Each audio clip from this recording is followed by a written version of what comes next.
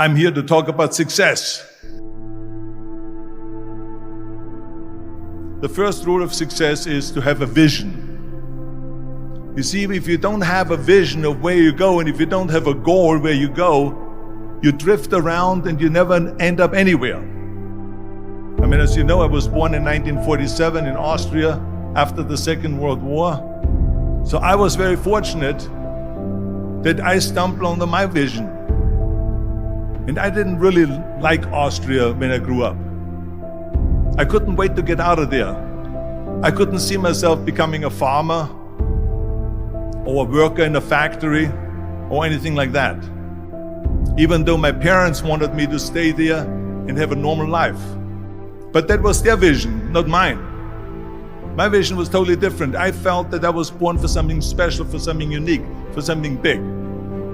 Then one day I went to school. I remember I was 11 years old, and they showed a documentary about America. And there they showed in this documentary the huge skyscrapers, the high-rises, the huge bridges, the 6-lane freeways, and all of this stuff. And I said to myself, that's where I want to be.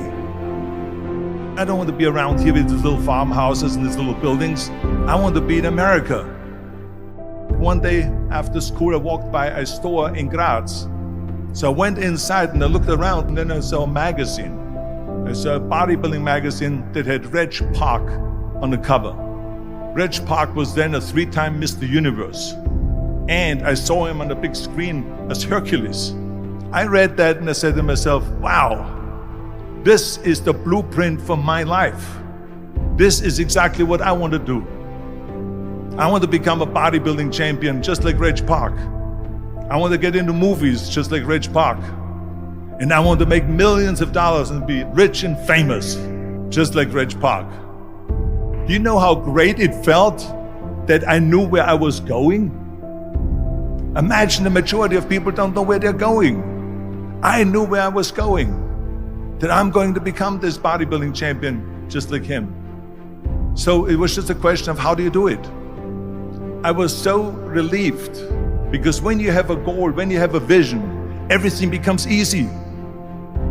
So people always ask me, when they saw me in the gym in the pumping iron days, they say, why is it that you're working out so hard?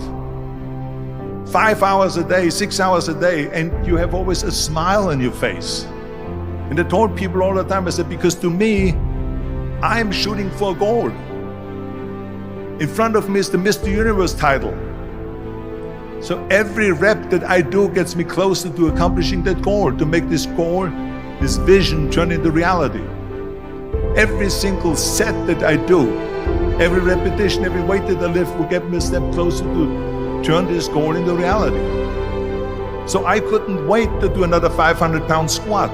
I couldn't wait to do another 500-pound bench press. I couldn't wait to do another 2,000 reps of sit-ups. I couldn't wait for the next exercise. At the age of 20, I went to London and I won the Mr. Universe contest as the youngest Mr. Universe ever. And it was because I had a goal. So let me tell you something, visualizing your goal and going after it makes it fun.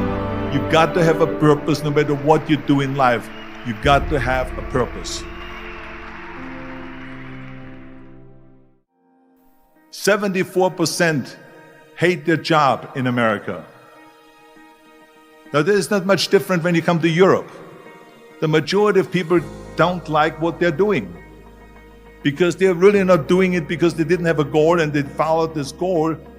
They just aimlessly drift around, and then all of a sudden there's a job opening, so they get that job because you have to work. But then when you work, it's a chore.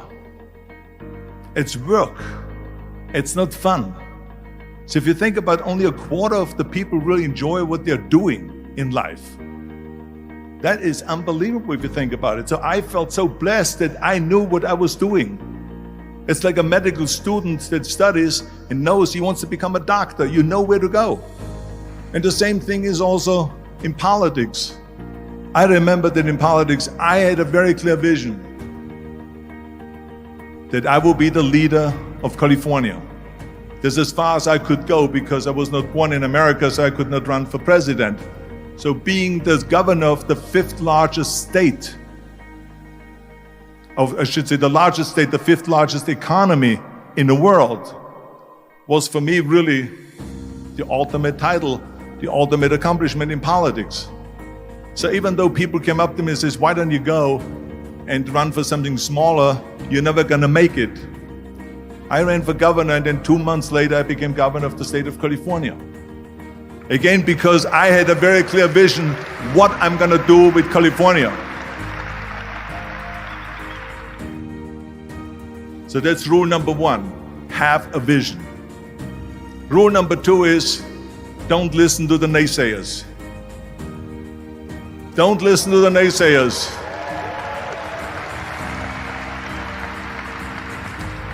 Everything I ever did, the thing that I heard out of people's mouth was, that's impossible. That can't be done. Or no. That is exactly what I heard, and of course I proved to the people that it can't be done. So whenever someone said to me, it can't be done, I heard, it can be done. When they said no, I heard yes. And when they said it's impossible, I heard, it is possible. I'm a strong believer of what Nelson Mandela said, that everything is always impossible until someone does it. Well, I'm gonna be the one, I said to myself, I'm gonna do it and I'm gonna show it to them. Maybe it has never been done before. That's perfectly fine with me. But I'm gonna do it. And I did not listen to the naysayers. It's all about the hard work that you put in. I said to myself, in bodybuilding I worked out 5-6 hours a day. I'm gonna do the same thing now for acting. And of course I went to college to study English. I studied the accent removal, acting classes, and all of this stuff, all day long. I worked and I worked and I worked. And within a short period of time, I made one movie called Hercules in New York, which of course went right into the toilet. But it didn't discourage me. I still had the same vision. And then all of a sudden I did Streets of San Francisco. I did Stay Hungry and Pumping Iron and The Villain. And then all of a sudden I was asked by Dino De Laurentiis and by Universal Studio to star in Conan the Barbarian. And after I did Conan the Barbarian, the director at the press conference said to the press, the director was John Milius. He said to the press, if we wouldn't have had Arnold, we would have had to build one. So think about that. The very body that they said can never be sold because the time is wrong. A few years later, I'm doing Conan the Barbarian, and it was the #1 hit at the box office when it came out in the summer of '82. Think about that. And the director says, if we wouldn't have had his body, we would have had to build one. So all of a sudden, my body became an asset, not a liability. And the same thing was with Terminator. After we were finished filming Terminator, Jim Cameron said to the press, if Arnold wouldn't have had that accent and talked like a machine, I think the movie wouldn't have worked. So think about that. The body and the accent that they attacked was an asset. But I didn't listen to those losers. I didn't listen to them at all. It's just the reality of it is that you cannot listen to the naysayers. So this is a very important lesson for all of you. So when someone says, no, this is a stupid idea, you in your mind, you don't have to say it, but in your mind just say to yourself, you're an asshole. What do you know?